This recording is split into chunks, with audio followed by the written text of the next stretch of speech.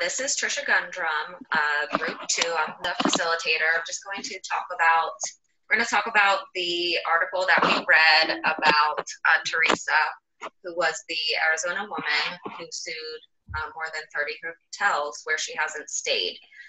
So this was a very interesting article.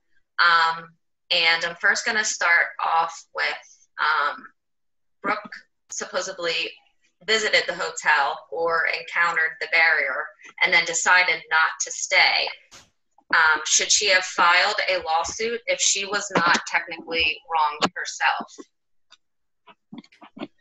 Pro is Aaron. I think, yes, she had every right to sue. Title III under ADA states that business and nonprofit organizations have to comply with basic non-discrimination requirements, and that prohibits exclusion, segregation, and unequal treatment.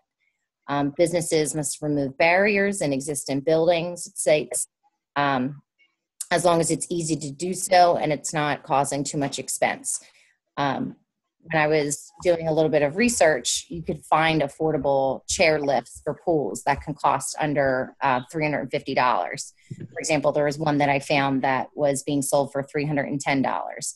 So accommodations could easily have been made to fit these ADA requirements. That's a valid point. I did hear a little bit of contradiction within the article when they talked about, you know, the extensive rates of having to put one in and, you know, the large amounts of money that it would entail. And then on the other side, like you had mentioned, Aaron, there are, you know, they're saying it's something that can easily be added for accessibility. Con, Lauren? No, I don't think that it was right for her to do that. To go ahead and do lawsuit after lawsuit against places that she had never even stayed. They didn't do anything wrong to her, and she kind of just searched for these places. And by giving those phone calls just to check if they even had it or not, and just trying to find and search out places that didn't have it so that she could get the money out of it, sounds ridiculous to me. It is important to educate, you know, everybody about the awareness and acceptance and the need for, you know, accessible everything for people with disabilities. But there's a way to go about doing that. Our world is moving forward and trying to make everybody aware, but not just through making a lawsuit and taking their money. Could have tried educating instead of just doing those lawsuits. And I think that it just showed that she was looking for the money and out to get as much as she could, because she just kept on doing more and more of them.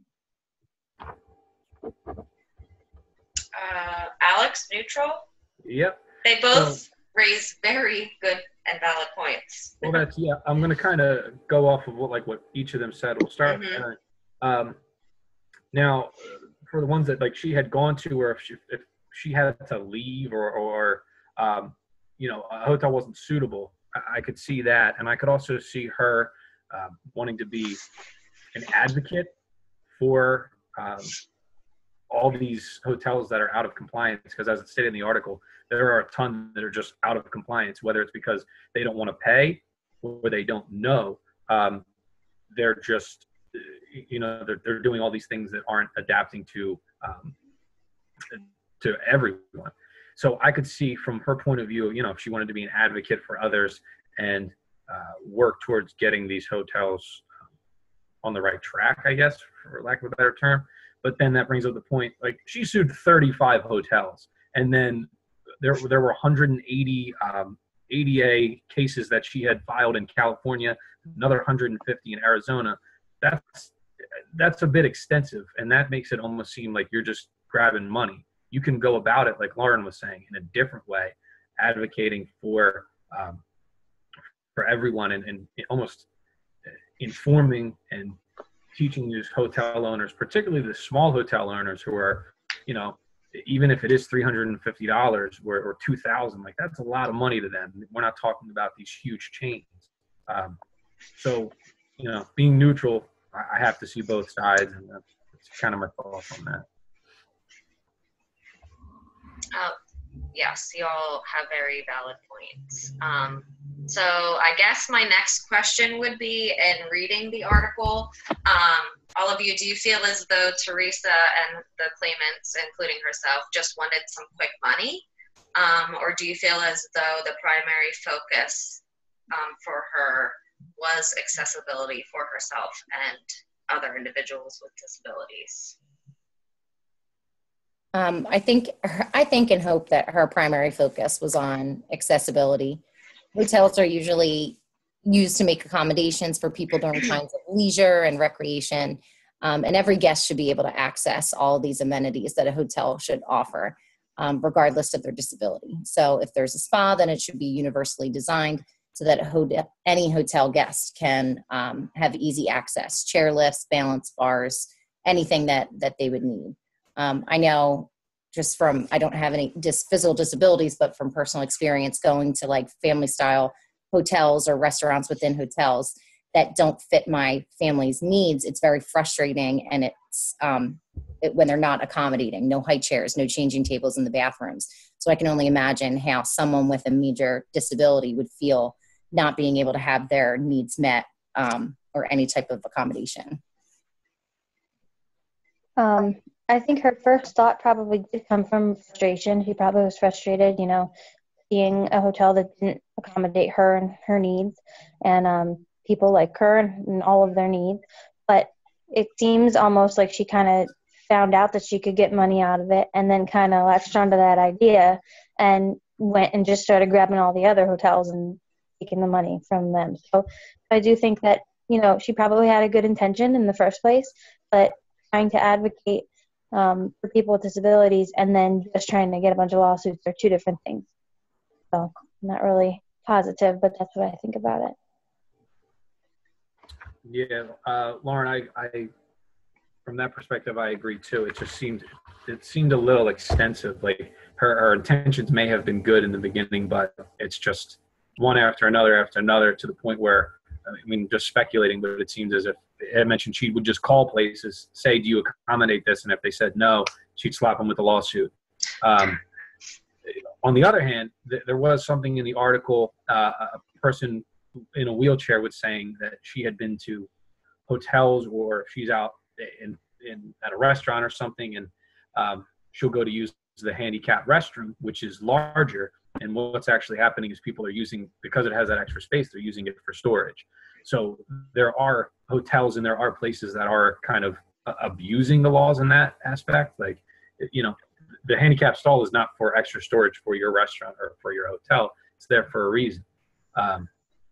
But again, both sides of the argument there, I can see both. I can see why she would be frustrated. But then again, I could see where these hotel owners would be frustrated as well. Like, this lady's just suing everyone that doesn't have this accommodation. I guess my question is, to me, the article's main focus, or her focus, I guess, would be, it seemed like she was only solely worried about pool lifts or hot tub lifts so that, she can get in and out of. I don't know if you guys had any extra thoughts on that. I just thought it was something that was a little bit, if you're about accessibility, why was there such a huge emphasis on, the seats, I guess, per se? I mean, you guys don't have to respond. There's something that I noticed. Do you feel as though businesses should take a wait and see if they get sued approach, like the article stated, in order to fix the access issues? I don't think so. Absolutely not. It goes against ADA completely. They need to make proper accommodation, meet the needs of all possible patrons that they may or may not have in the future. So they need to make their businesses and plan out for like a universal approach so that they don't discriminate against a certain group of people. Yeah, I don't think that they should just wait and see if they're going to get sued for it, because then they can avoid problems like this, where somebody can kind of go around and pick out something little that they found at each place Sue about. And that goes back to your other question about her only kind of picking like the pool access. And that goes back to kind of my previous answer. Kind of seems like she found something like a little kind of like glitch in the system that she was able to take a little bit of advantage of by calling out each of these hotels. Alex, do you have anything you want to add to that? I mean, you don't have to. Not so much. It's other than just, finding that one thing. It's almost like she found her niche of what she was going to exploit them for, and then did exactly that. But on the other hand, part of the responsibility as an owner of a hotel is to make sure you're in compliance with everything all the time.